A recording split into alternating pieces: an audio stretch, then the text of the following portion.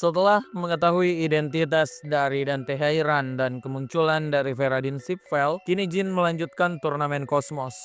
Kemunculan dari Feradin Sipvel ternyata disebabkan perintah dari elder keluarganya. Feradin ketahuan kalau dia sering berkunjung ke turnamen Kosmos yang sebenarnya dilarang. Namun tahun ini berbeda, Feradin disuruh ke sana untuk melihat Dante Hairan, pewaris keluarga yang di masa depan harus dilawan oleh Feradin.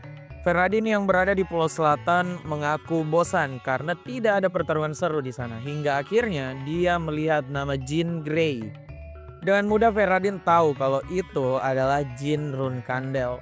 Dia pun sangat bersemangat karena tahu kalau Jin bisa saja melawan Dante dan pasti akan menjadi pertarungan yang sangat seru.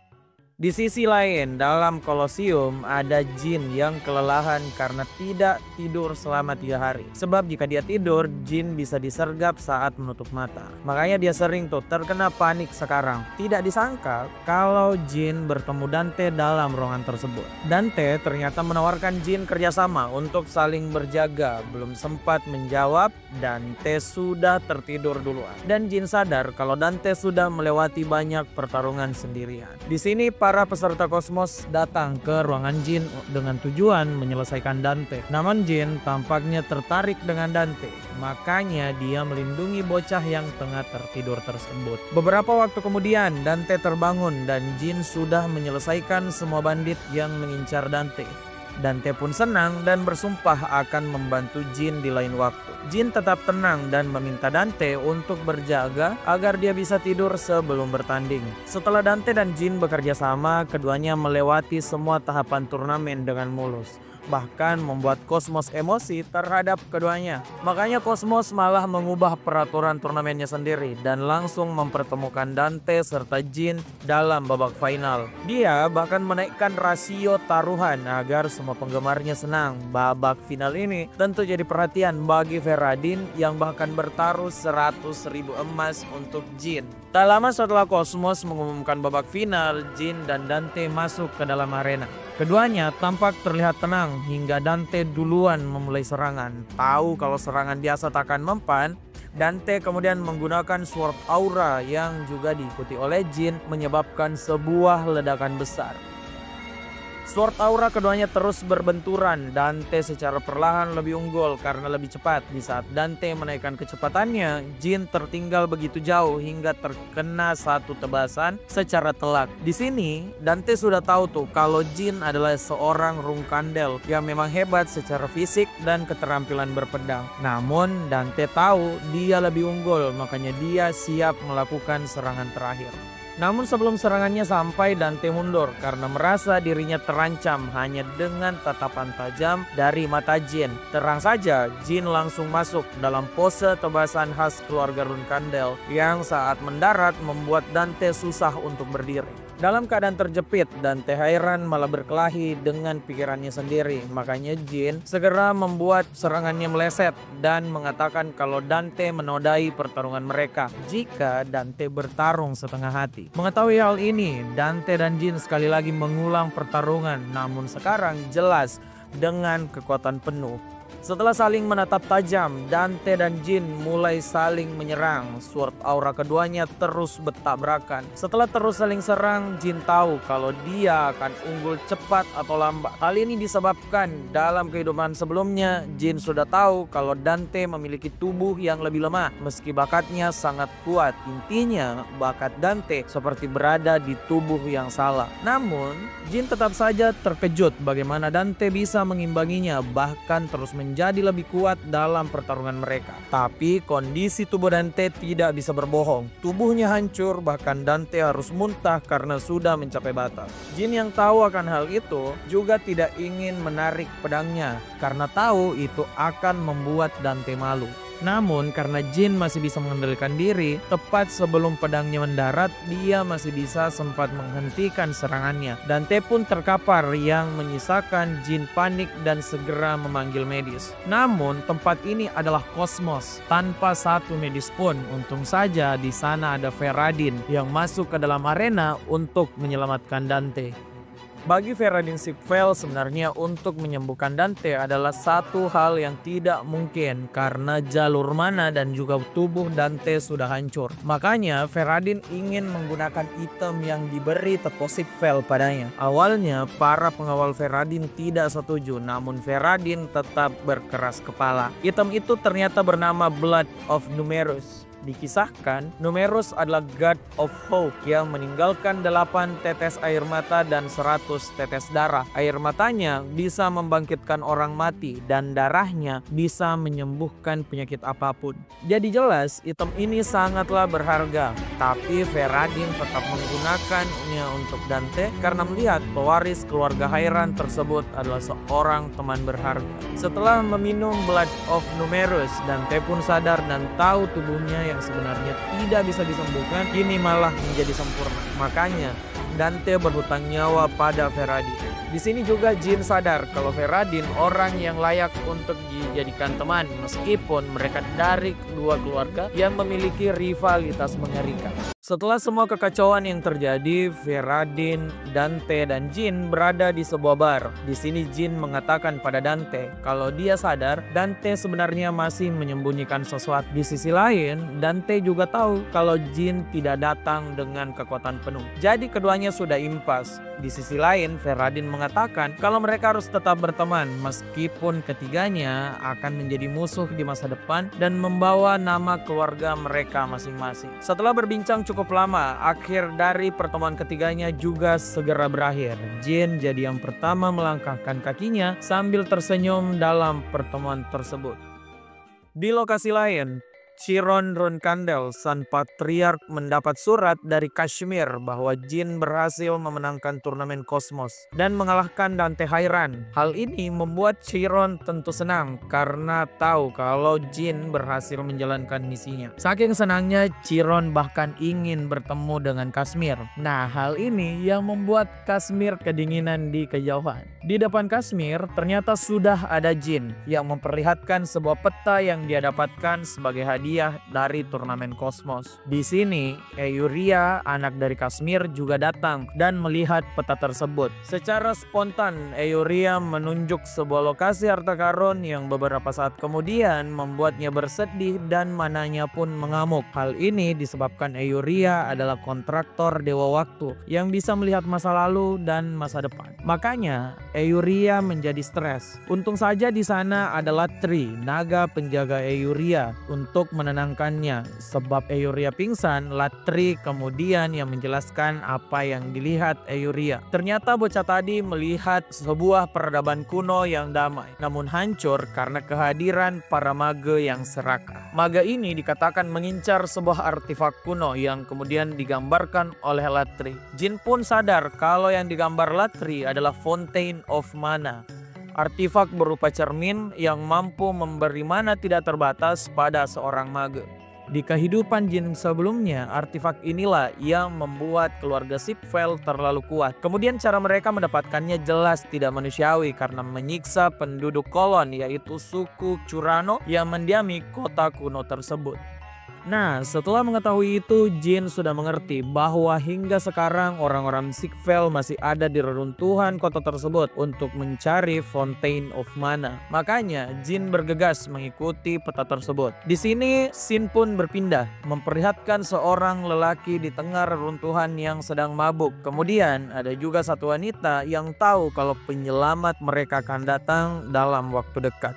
Jin yang akan bergerak mulai mencari informasi di Tikan. Di sini Jin mendapati seorang pria pemabuk yang ternyata adalah suku asli Curano. Pria ini sempat curiga pada Jin, namun karena Jin terlalu jujur tentang dirinya pada pria tersebut, pria ini membawa Jin ke wanita bertutup mata tadi. Wanita tersebut ternyata bernama Laosa yang tengah menunggu kedatangan Jin. Dari auranya, Jin sudah tahu kalau Laosa bukanlah manusia biasa. Makanya Jin bertanya, apakah Laosa adalah seorang dewa? Laosa menjawab kalau dirinya hanyalah wadah yang rapuh dan sebentar lagi akan hilang. Murakan membenarkan apa yang dikatakan Laosa. Laosa sebagai suku asli Curano yang ingin pembalasan dendam kemudian meminta kerjasama pada Jin. Apalagi Jin adalah nama yang ditulis dalam ramalan suku mereka. Awalnya Jin dan Murakan tidak melihat keuntungan apapun dari kerjasama tersebut. Namun Jin langsung tercengang setelah mendengar bahwa Laosa bisa menggunakan kekuatannya untuk sekali lagi mempertemukan Jin dengan Solderet, sang dewa bayangan. Mendengar hal tersebut, Jin pun sepakat dengan tawaran dari Laosa. Di sini Laosa langsung mengatakan kalau dia siap memberi Jin informasi tentang reruntuhan Kolon.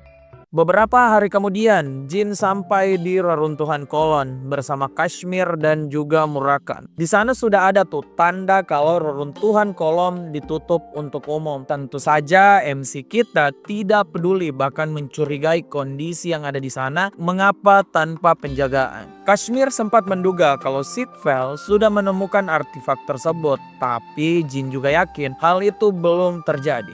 Beberapa saat kemudian ketiganya tersentak dengan hawa keberadaan manusia. Siapa sangka nih kalau mereka melihat perbudakan yang sangat mengerikan. Di tengah kondisi mengenaskan tersebut, di sana ternyata ada Meuron Sitvel. Dia adalah salah satu keluarga utama Sitvel dan dikenal sebagai penyihir gila bintang 8 yang begitu kuat. Setelah tahu sumber masalahnya, Murakan langsung ingin maju mengakhiri Meuron. Namun Jin menghentikannya karena mereka tidak bisa lagi menarik perhatian lebih banyak. Mereka harus memikirkan cara lain untuk masuk ke sana. Tidak perlu waktu lama, Jin menemukan orang asing di sana yang ternyata bernama Dino Jaglun. Jin tahu pria ini adalah wartawan yang mengungkap kengerian perbudakan di reruntuhan Kolon 20 tahun mendatang seperti di kehidupan sebelumnya. Di sini Jin mulai mengajukan kerjasama dengan Dino karena dirinya punya tujuan yang sama, membebaskan penduduk asli dari reruntuhan Kolon. Dino memberikan sebuah buku catatan pada Jin yang berisi informasi yang dia ketahui. Selain itu, Dino juga mengatakan kalau dia sudah mendekati Meuron dalam beberapa pekan terakhir. Di sini keduanya memutuskan untuk langsung maju.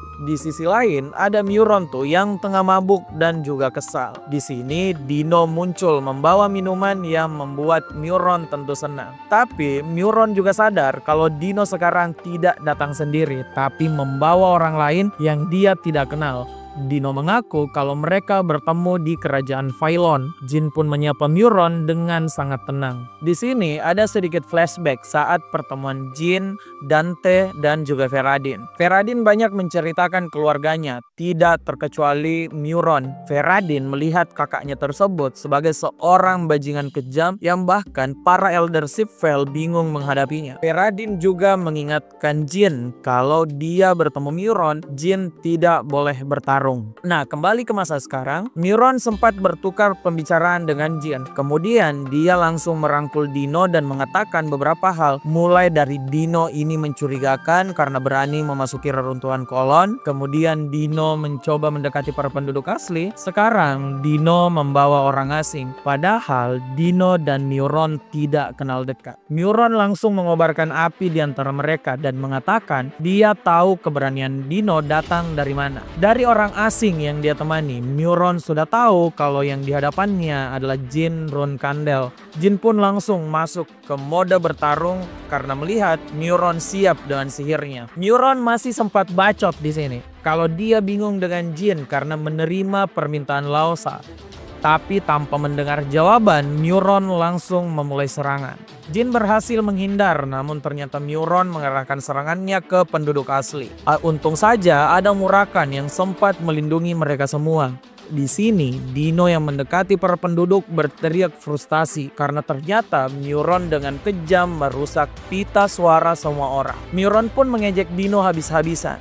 Di sini, Jin langsung tersulut emosinya dan langsung menghantamkan Meuron hingga terpental. Jin pun bersumpah akan mengakhiri Meuron hari ini. Setelah diserang, Meuron heran dengan serangan Jin yang menyerap kekuatan sihirnya. Di sini Meuron sadar kalau Jin menggunakan spiritual energy yang menandakan kalau Solderet kembali mengikat kontrak dengan keluarga Runkandel. Pertarungan pun terus berlanjut. Meuron langsung menggunakan sihir es untuk menyerang semua orang. Jin langsung menerjang ke depan membuat Meuron begitu panik. Meuron bertindak dengan membuat sihir penghalang, tapi Jin berhasil menembus penghalang tersebut dan muncul muncul di belakang Muron. Muron sempat kaget namun langsung mengaktifkan sihir perangkap yang dia telah siapkan untuk membuat Jin mundur. Muron pun mengklaim dirinya akan menang. Perangkap sihir ini memiliki segala macam kekuatan, tapi juga Jin tahu cara mengatasinya. Muron dengan cepat sadar kalau Jin bukan swordman biasa, melainkan seorang magic swordman yang menyusahkan, tapi membuat Muron makin menggila dan mengusahakan sebuah serangan balik.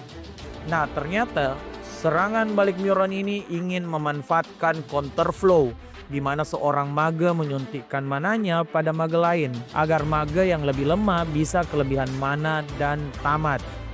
Tapi Jin sudah bersiap untuk hal itu. Makanya Jin langsung menggunakan sihir originalnya, Flashbang.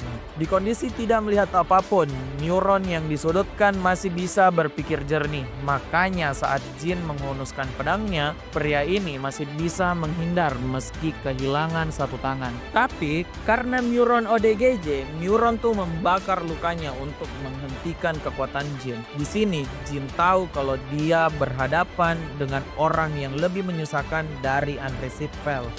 Di tengah pertarungan, Muron kembali bacot. Katanya dia dan Jin adalah sama, akan melakukan apapun untuk menang.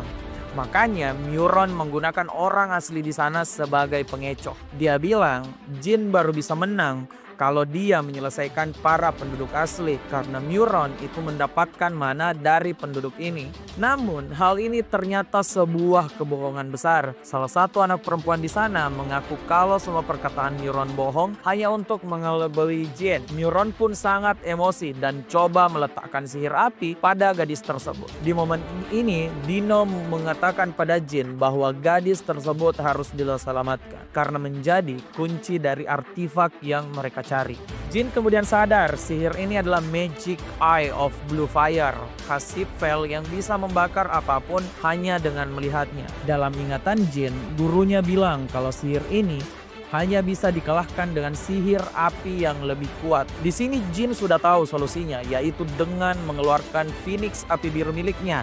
Tess. Keberadaan Tess membuat Muron menjadi tergagap. Alasan Muron tergagap adalah ramalan tentang kontraktor Tess. Siapa saja yang dipilih oleh burung api ini, maka dia akan menjadi mage terkuat di generasinya. Tentu saja, Muron yang merupakan seorang Sipvel tidak terima kalau Run Kandel yang malah dikenal sebagai swordsman menjadi mage terkuat. Di tengah kobaran api dari Tess, gadis tadi terbangun dan berterima kasih pada Jin. Jin juga melakukan hal yang sama karena andai gadis ini tidak ada, Jin akan termakan kebohongan Muron.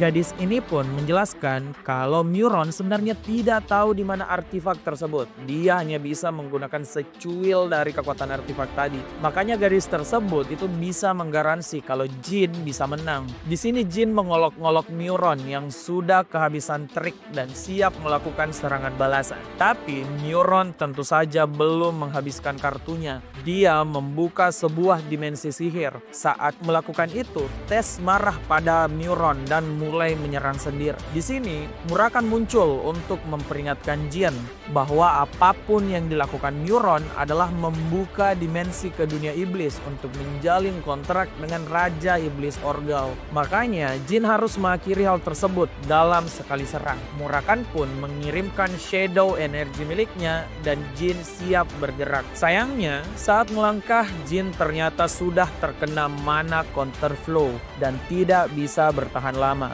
Melihat Jin di ujung tanduk, Muron sempat tersenyum.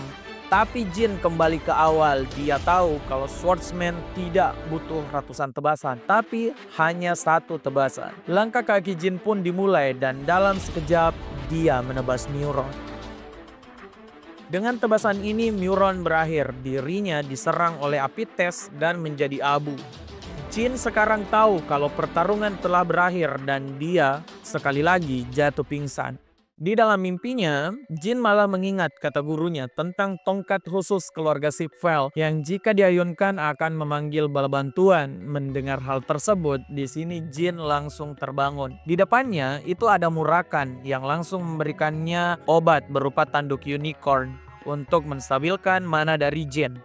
Jin sempat berterima kasih pada Kashmir yang dia kira menyediakan hal tersebut. Namun hal ini ternyata diberikan oleh Tika, gadis kecil yang mengatakan kebohongan Muron. Di sini Tika langsung menangis dan berterima kasih pada Jin. Tika juga mengatakan kalau Laosa bukan cuma mengutus Jin menyelamatkan mereka, tapi juga untuk memperbaiki Divinity Relic. Di sini Jin bingung, apakah Divinity Relic itu rusak? Murakan yang ada di sana juga ikut marah.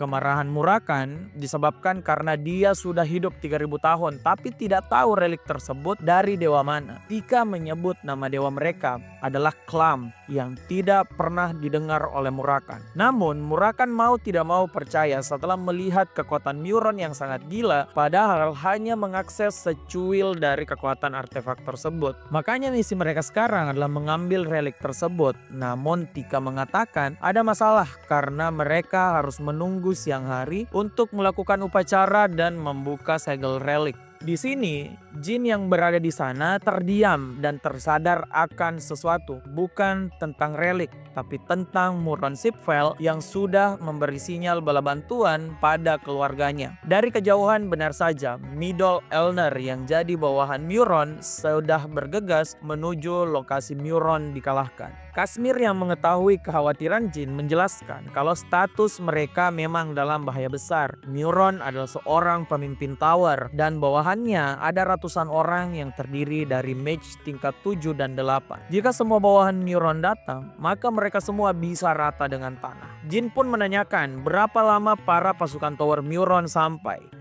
Kashmir memperkirakan akan butuh 2 jam. Di sini Jin yakin bisa melakukan sesuatu dan meminta tolong pada Kashmir. Kashmir sempat panik namun dia percaya pada Jin. Beberapa saat kemudian Jin menyuruh Tika memanggil semua orang dan melakukan upacara restorasi relik meskipun di malam hari. Jin dan Murakan kemudian berbicara tentang kondisi Jin yang tidak baik-baik saja setelah pertarungan melawan Muron Sipfel tadi. Tapi Jin bilang kalau mereka memang harus tetap bertahan sampai Kashmir datang. Di kejauhan, pasukan dari Sipfel itu sudah muncul. Wakil ketua dari Muron sudah emosi melihat Muron tidak ada di sana. Murakan yang melihat hal tersebut langsung menghitung musuh. Setidaknya ada 6 naga dan 30 mage. Pasukan Sipfel pun mendarat. Midol Elner, wakil dari Muron, menanyakan kondisi ketuanya. Jin tentu saja tidak ingin menjawab dan menyulut emosi Elner. Tanpa perlu lama, Elner langsung melihat abu dari seniornya tersebut dan memerintahkan seluruh anak buahnya untuk menyerang. Jin tahu nih kalau mereka semua adalah mage bintang 8 yang tidak bisa ditahan oleh Jin. Namun sebelum semua serangan tersebut jatuh menimpa Jin, semua sihir tadi membeku dalam sekejap. Dari sebuah gate muncul Talaris Endorma, master dari Istana Es bersama putrinya Cyrus Endorma. Talaris Endorma adalah orang yang ternyata dipanggil oleh Kashmir. Talaris sepakat datang setelah tahu kalau Jin pernah menerima bunga dari anaknya. Murakan yang melihat kekuatan Talaris terkesima karena tidak banyak orang yang mampu mengendalikan sihir es dari tetua katak seperti yang digunakan oleh Talaris. Talaris pun membuat sebuah penghalang agar bisa berbicara dengan Jin. Awalnya Jin panik karena Talaris mengungkit pacarnya yang berakhir di tangan Jin. Tapi itu semua adalah masa lalu. Talaris malah tertarik dengan Murakan dan menyuruh Jin beristirahat di dekat Cyrus karena tahu kondisi Jin sangat buruk. Di sini Jin kembali pada kondisi yang mengenaskan. Untung saja Cyrus memiliki obat yang mereka perlukan. Di luar penghalangnya, Talaris bertarung menghadapi para Sipfel. Mage Tower ini memang sama persis dengan bosnya, Muron yang suka bacot dan mengatakan kalau Talaris bisa pergi dengan tenang jika memberi Jin. Mendengar hal ini sebagai ancaman, Talaris emosi dan cuma dengan tekanan sihirnya dia membuat Mage Tower tadi langsung pingsan. Midor yang melihat hal tersebut langsung memerintahkan formasi bertahan dari sihir es dan membuat naga mereka menyemburkan api. Bagi Talaris, itu hanya mainan anak-anak karena dengan mudah membekukan seluruh sihir tadi.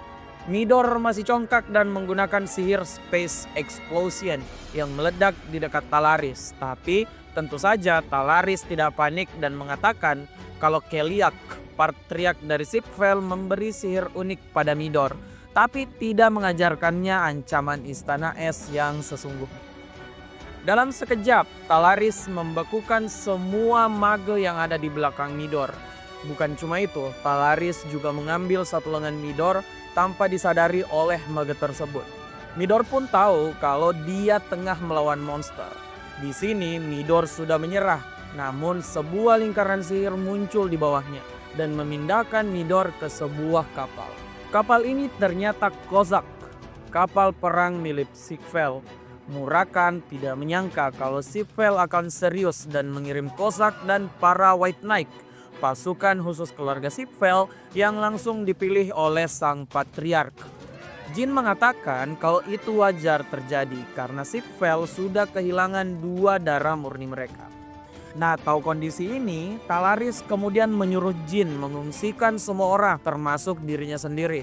Tapi Jin malah menolak karena ingin upacara restorasi relik selesai. Hal ini jelas menyulut emosi dari Talaris. Jin tahu mereka tidak bisa menang, tapi dia memohon agar Talaris bisa membantu Jin karena dengan mengamankan relik tersebut, mereka bisa mencegah bencana yang bisa terjadi di masa depan. Mendengar hal ini, Talaris setuju dan memberi Jin waktu hanya 1 jam. Memiliki waktu terbatas, Jin langsung mengatakan pada Tika kalau mereka harus bergegas. Nah, Tika ini malah menyuruh Jin pergi agar Jin selamat. Namun jelas Jin tidak mau dengan itu. Dia mau semua selamat dan reliknya itu tidak jatuh ke tangan Sigvel. Tika pun menyebutkan kalau ada cara, yaitu membawa Laosa ke tempat upacara. Di sini untung saja ada Cyrus yang memiliki solusi karena dia bisa ketika menjemput Laosa dengan gate istana es yang dia miliki. Di tengah pertarungan, Talaris dan Murakan juga sudah bersiap untuk melawan kapal perang Sigvel. Sebelum melakukan serangan, para White Knight sempat ingin bernegosiasi untuk menyerahkan Jin dan warga lokal. Namun Talaris malah mengacungkan pedang dan mengatakan negosiasi cuma bisa berlangsung kalau Keliar, patriark Silvel, itu yang muncul di sana. White Knight pun kehabisan kata-kata dan mulai melakukan serangan. Serangan api dahsyat pertama ini langsung dihentikan Murakan dengan tangan kosong. Kemudian disambung oleh Talaris dengan serangan yang menghantam kapal perang Sigvel. Para White Knight tahu kalau mereka tidak bisa menyerang dengan kekuatan biasa dan bersiap untuk serangan pamungkas kapal perang Sigvel, yaitu Mage Cannon. Di sisi lain, Jin sudah sampai tuh di kediaman Laosa di Tikan. Laosa yang sudah meramalkan hal ini langsung dengan sigap sudah siap mengikuti Jin ke reruntuhan kolon. Perjuangan Talaris di sisi lain dan juga Murakan terus berlanjut. Talaris memberikan Murakan sebuah sarung tangan es yang membuat Murakan sangat bersemangat. Murakan mengambil sebongkah batu raksasa dan melemparnya ke langit. Nah, Talaris merasa kalau White Knight itu tidak bisa menggunakan cannon karena Sigvel menginginkan sesuatu di reruntuhan kolon. Tapi sayangnya perasaan Talaris malah salah. Para White Knight ternyata mendapatkan izin dan mereka bersiap untuk menyerang yang membuat Talaris sangat panik. Hitungan pun dimulai, 1, 2, dan 3. Sebuah serangan dahsyat pun menghujam ke arah Jin dan kawan-kawannya. Serangan ini ternyata masih bisa ditahan oleh Talaris dan fragmen yang jatuh diselesaikan oleh Cyrus dan Jin. Hal ini membuat para White Knight terkejut.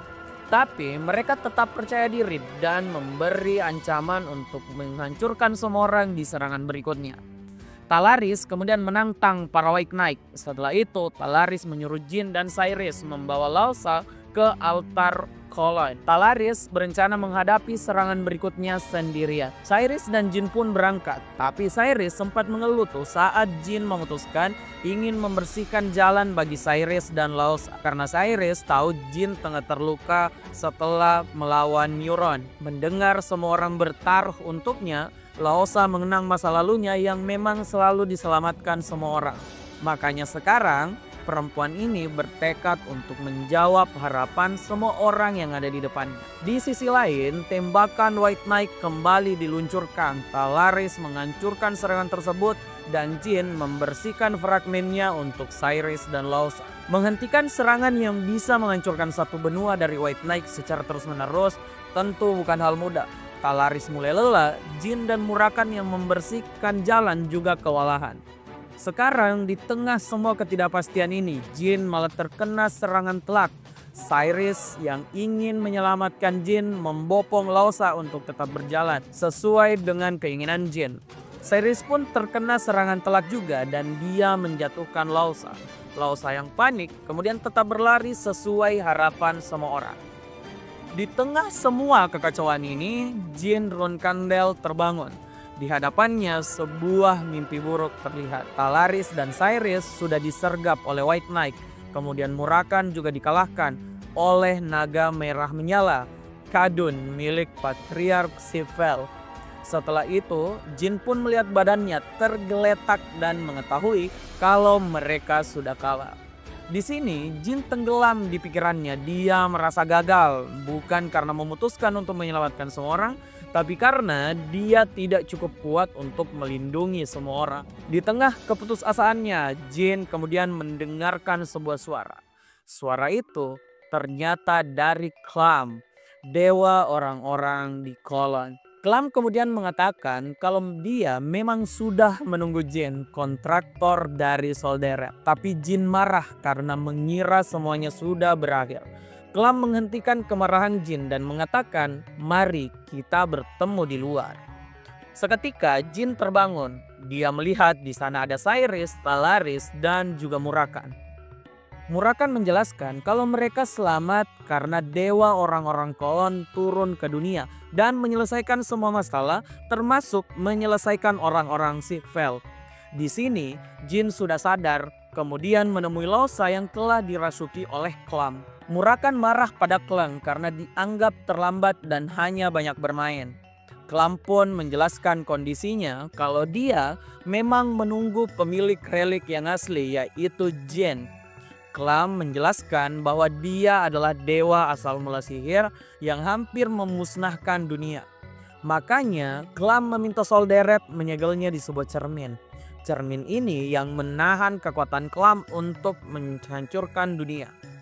Makanya dia tuh berterima kasih banget pada Solderet dan masyarakat Kolon. Meskipun Clam juga meminta maaf saat disegel, dirinya kemudian tidak bisa berinteraksi pada masyarakat Kolon yang menyebabkan mereka bisa ditekan secara sadis oleh keluarga Sipvel. Sekarang masyarakat Kolon bisa hidup dengan tenang karena tugas menjaga relik cermin ini sudah ada di tangan yang tepat, yaitu Jin Runkandel. Jin yang memegang relik ini langsung tahu betapa kuat relik tersebut dengan semua mana yang mengalir di dalamnya. Nah, sebelum menghilang, Clam juga sempat tuh mengatakan kalau relik ini bukan cuma untuk menyegelnya, tapi juga sebagai hadiah untuk Jin dari Solderet. Clam mengatakan kalau ini hadiah karena Solderet membuat artefak ini untuk Jin saat Solderet menjadi dewa terkuat. Di sini Jin terkesima dengan apa yang dikatakan Clam. Namun Jin juga menagih janji Laosa untuk bertemu Solderet. Clam pun berkata jujur kalau Laosa jelas tidak bisa melakukan hal tersebut dan pasti sudah berbohong. Jin pun tidak mengambil hati hal tersebut dan malah berterima kasih pada Laosa yang telah berusaha menyelamatkan semua orang. Setelah pembicaraan ini, Clam pun kehabisan waktu dan dia siap untuk ke dunia lain. Sebelum pergi,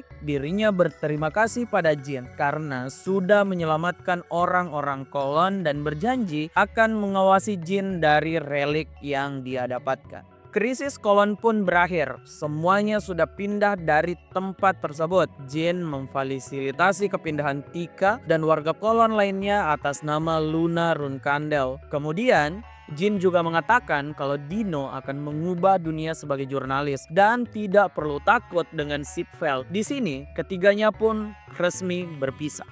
Jin pun kemudian mendatangi Talaris untuk berterima kasih dan berkata apa yang bisa dilakukan untuk membalas Talaris. Talaris berpikir sejenak karena tahu kejadian tadi bisa membuat Istana Es berselisih dengan Sipvel. Namun tidak disangka Talaris berkata kalau kali ini gratis dan berpamitan untuk pulang. Cyrus yang ada di sana juga berpamitan sambil berbicara tentang duel dengan Jin. Talaris pun mengejek putrinya yang tidak bisa jujur tentang perasaannya pada Jin. Talaris dan Cyrus pun juga meninggalkan Jin di sana. Beberapa hari kemudian di benua hitam, Chiron Runkandel yang ada di pelatihannya dikagetkan dengan kemunculan Ratu Istana Es, yaitu Talaris. Alaris ternyata merencanakan satu hal epik. Dia ingin menikahkan Jin dengan Cyrus dan meminta restu dari Chiron. Nah, sampai di sini dulu alur manhwa yang sempat kita bahas. Nantikan kita di video selanjutnya.